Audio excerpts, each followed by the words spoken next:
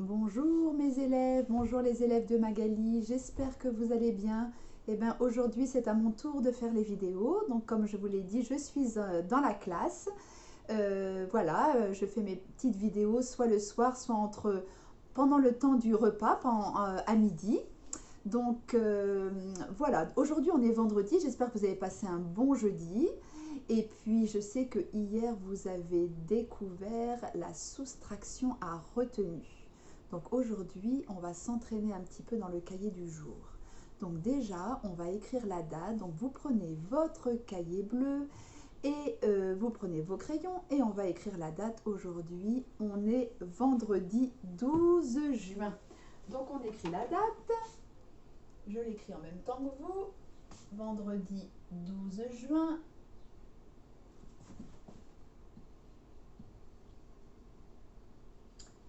Mes élèves, vous faites un trait avec une règle. Donc je vais prendre la règle. Je vais essayer de bien la faire cette fois-ci. Bien faire mon trait bien droit. Au crayon de bois de 6 carreaux. Vous comptez les carreaux. Voilà. Et ensuite, vous allez écrire dictée de mots, parce qu'aujourd'hui, vendredi, c'est le jour de la dictée de mots. Alors, sur les mots invariables de la série 6. Donc, vous allez écrire dictée de mots.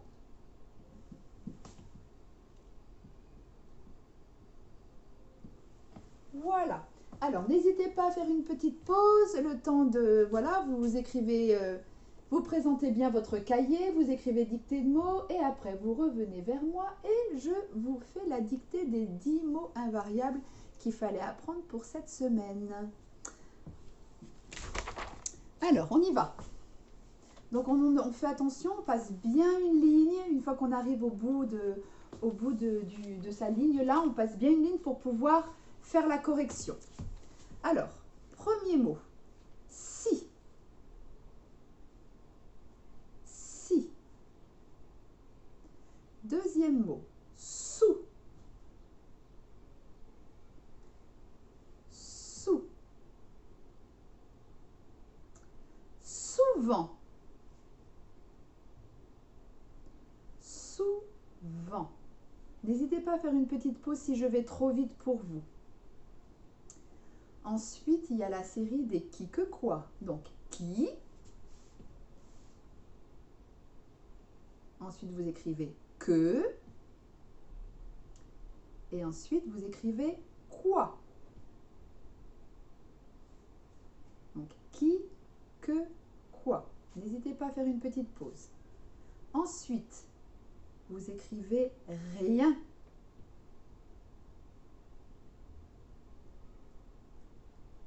Rien. Quand. On aurait pu le mettre avec les qui, que, quoi. Quand.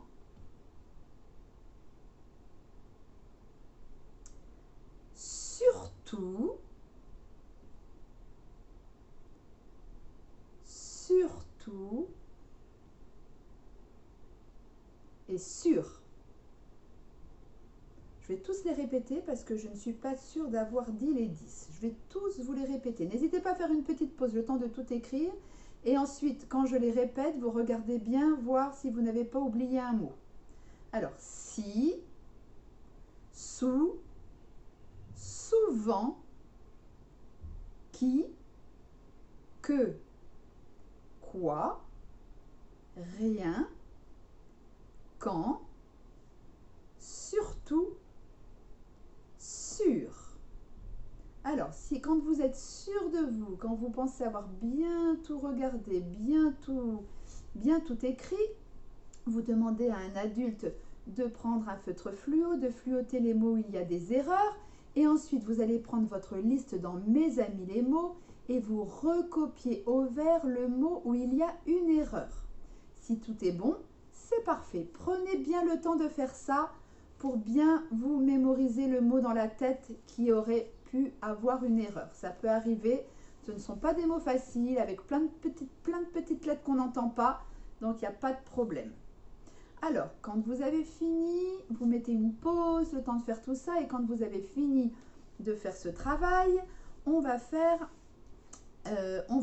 soustraction à retenue pendant que j'ai mon tableau, et puis après on fera l'exercice sur l'imparfait. Alors, soustraction à retenue, on va les faire ensemble parce que c'est tout nouveau. Je sais que vous avez regardé une petite vidéo, même peut-être 2 petites vidéos. Donc là, on va s'entraîner tout doucement à en faire. D'accord? Donc, vous allez écrire sur votre cahier en dessous de la dictée, vous écrivez soustraction. Voilà, on va mettre un S parce qu'on va en faire 2. Hop. Donc vous écrivez soustraction. J'étais en train de voir si je pouvais monter un petit peu. Voilà, hop. Voilà. Et vous allez tout de suite me poser ces 2 soustractions. Alors une soustraction à retenue se pose comme une soustraction normale. Il n'y a aucun problème. Donc c'est toujours unité sous unité, dizaine sous dizaine. Et je vous propose 65. Donc un chiffre par carreau. 65 moins 28. Je tire un trait à la règle. Et à côté, vous laissez bien un espace suffisant. Et à côté, vous m'écrivez 32 moins 25. Et on tire un trait à la règle. Donc, n'hésitez pas à faire une petite pause, le temps de bien les écrire. Mais on va les faire ensemble. Voilà, une fois qu'elles sont bien posées, on va les calculer ensemble. Déjà, la première chose qu'on regarde, 65 moins 28. C'est une opération qui est tout à fait possible parce que le nombre qui est en haut est plus grand que celui d'en bas. Donc, c'est normal. Hein? Donc là, on peut le faire. Il y a 65 bonbons, on veut en enlever 28, on peut. Maintenant, on va se chercher des unités. On commence toujours par les unités. Donc, on va faire 5 moins 8. J'ai 5 bonbons, je veux en enlever 8. Ah, problème, je n'ai pas assez d'unités. Donc, je vais taper chez la voisine dizaine. Toc, toc, toc, madame la dizaine. Là, je vais le faire en rouge pour que vous voyez bien. D'accord? Donc, je vais taper chez la voisine et je vais lui chercher une dizaine que je transforme en 10 petites unités. Et je vais les mettre ici. Donc, ici, je vais mettre 10 plus 5, ça va faire 15. Et là, comme j'ai pris une dizaine ici, et bien du coup, je vais en enlever une ici. Donc, il n'y en a plus que 5. Donc, il n'y a plus que 5 dizaines. Parce que la dizaine, elle est là. Du coup, ça fait 15. 15 moins 8. Pour aider à calculer 15 moins 8, vous partez de 8 et vous allez jusqu'à 15. Donc, on retient 8 dans sa tête et on fait 9, 10, 11, 12, 13, 14, 15. Ça fait 7. Donc, vous écrivez 7 ici. 15 moins 8, ça fait 7. Et ensuite, on va dans la colonne des dizaines. Il n'y a plus que 5 dizaines moins 2 dizaines. Donc, 5, on en enlève 2. Il en reste 3. Donc, le résultat, c'est 37. Est-ce que ça va? On va faire la deuxième. La deuxième, 32 moins 25, c'est une opération qui est tout à fait possible. On a 32 bonbons, on veut en prendre 25, c'est possible. Le nombre en bas est plus petit que le nombre en haut. On s'attaque aux unités. Il y a 2 unités et veut moins 5. On veut en enlever 5. Ah, impossible. Donc du coup, on va chez madame la voisine, madame la dizaine. Toc, toc, toc. Pouvez-vous me passer une dizaine que je vais transformer en unité? Bien sûr. Donc, hop, elle lui passe une dizaine qu'on met ici. Donc, ça va faire 10 plus 2, ça va faire 12. Et du coup, ici, il n'y a plus que 2 dizaines. Et on va faire 12 moins 5. Alors, ceux qui ont du mal, vous pouvez faire 5 dans votre tête et on va jusqu'à 12. 6, 7, 8, 9, 10, 11, 12. Et bien, 7 encore. 7 ici. Et ensuite, j'ai plus que 2 dizaines, moins 2, 2 moins 2, et bien ça fait 0. Donc là, 32 moins 25, ça fait 7. On ne dit pas 0,7, ça fait 7. Il n'y a pas de dizaine. Est-ce que ça va? Est-ce que ça commence à rentrer? Vous inquiétez pas, on va en faire plein tous les jours et ça va finir par rentrer. N'hésitez pas à la maison, s'il y a un adulte à côté de vous, si vous avez encore du mal à comprendre, à manipuler avec des petits Legos. Vous faites des barres de 10 Legos, vous manipulez, vous cassez la barre de 10 pour la mettre dans les unités, si ça peut vous aider, comme dans la vidéo, pour que vous compreniez bien. Voilà pour les soustractions. Vous pouvez faire une pause le temps de terminer et puis vous pouvez imprimer cette feuille-là. Alors, la feuille sur l'imparfait, où est-elle? Où est-elle? Où est-elle? Où est-elle? Alors, je ne la trouve pas, mais je vais vous la mettre sur le... Je ne la trouve pas, je vais vous la mettre sur le TBI. Alors, sur le TBI, ça va être ça. Oups. Voilà. Voilà, alors, c'est la bonne page, c'est celle-ci. Donc, vous imprimez cette feuille-là, d'accord? Je vais même me rapprocher un petit peu pour que vous la voyez bien. Voilà. Et vous l'imprimez et je vais vous expliquer comment la faire. Alors, normalement, l'imparfait, vous connaissez maintenant bien les terminaisons, d'accord? Si par exemple, on prend le verbe parler, autrefois, je parlais, c'est quoi la terminaison? AIS. Tu parlais, AIS. Il parlait ou elle parlait, AIT. Nous parlions, IONS. Vous parliez, IEZ. Et il avec un S, elle avec un S parlait, AIENT. Bon, alors, regardez ce qu'il faut faire. Écrit l'infinitif des verbes soulignés, ils sont conjugués à l'imparfait. Donc vous allez voir un texte à l'imparfait et à chaque fois qu'il y a un verbe à l'imparfait, il est souligné et vous devez écrire en dessous son infinitif. Vous vous souvenez de ça? Donc je lis l'histoire. Grand-mère raconte. Donc elle raconte quelque chose qui s'est passé il y a longtemps. Autrefois, ma mère faisait la lessive une fois par mois. Elle mettait le linge à tremper et elle frottait avec une brosse. Puis, elle le plaçait dans une lessiveuse sur la cuisinière. L'eau chaude montait et coulait sur le linge. En plus, ça tombe bien parce qu'en ce moment, avec le temps, vous êtes en train de voir les objets du passé, comment on faisait avant, justement, pour faire la lessive. Et bien voilà, on utilise l'imparfait. Donc, ma mère faisait. Quel verbe c'est à l'infinitif? C'est le verbe quoi? C'est le verbe où ma mère est en train de faire. Donc, je fais le premier avec vous. Alors, attendez, parce qu'il faut que je mette le crayon. Je vais mettre au bleu. Et puis, les autres, vous allez les faire tout seul. D'accord? Donc ensuite, il y a elle mettait, il faut mettre l'infinitif, elle frottait, elle montait, l'eau montait, l'eau coulait. Donc vous allez trouver les infinitifs.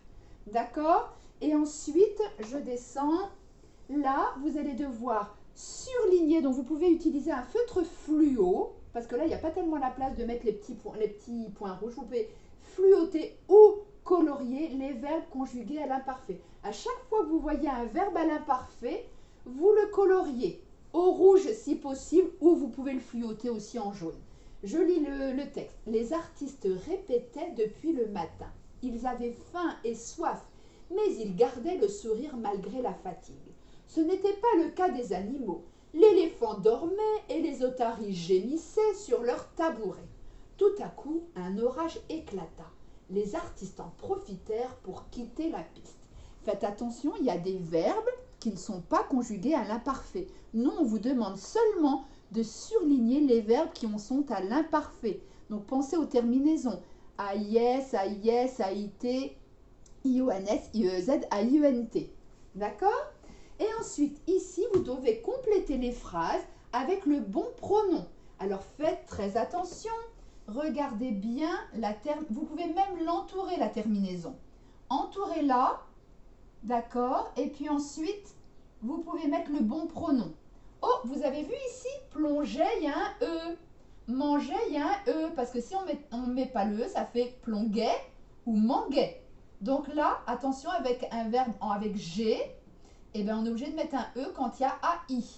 D'accord? Mais ça, vous allez bien le revoir en CE2, ça. Donc, vous faites cette feuille-là, vous vous faites corriger par vos parents et vous la collez dans le cahier du jour. Voilà. Eh ben, je regarde l'heure qu'il est, ça va. J'ai encore le temps de vous expliquer le programme de la journée. Et puis ensuite, je ferai une deuxième petite vidéo pour vous expliquer une découverte en vocabulaire. Maintenant qu'on a fini les synonymes, on a fini les antonymes. Donc, on va faire, vous avez fait l'évaluation sur les antonymes hier. Donc là, on va faire une nouvelle découverte justement en vocabulaire. Et je vais vous l'expliquer dans la deuxième vidéo. D'accord? Et puis ensuite, MHM. Alors là, on va faire pas mal de maths ces jours-ci parce qu'on est en avance en français. On a quasiment fini le programme.